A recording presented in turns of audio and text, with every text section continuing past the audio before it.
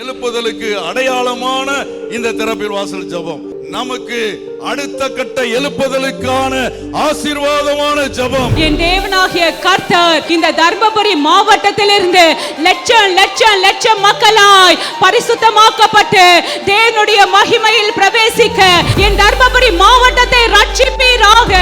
எத்தனையோ நேரம் நம்ம கைவிடப்பட்ட சூழ்நிலையில காணப்படுகிறோம். எத்தனையோ நாட்கள் ஐயோ எனக்கு உதவி செய்ய யாரும் இல்லையே, ஐயோ என் நிலைமையை புரிஞ்சுக்கிற ஒருத்தர் இல்லையே என்று சொல்லி நம்ம அங்கலாய்க்கிற நாட்கள் எல்லாம் உண்டு.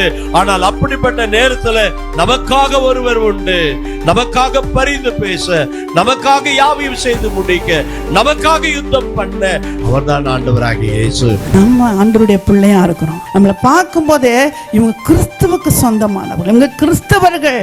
அந்த அன்பு, அந்த பண்பு, அந்த உண்மை, அந்த நீதி, அந்த நியாயம், அந்த சத்தியம், அந்த இரக்கம், அந்த தாழ்மை, இதெல்லாமே வெளிப்படணுங்க.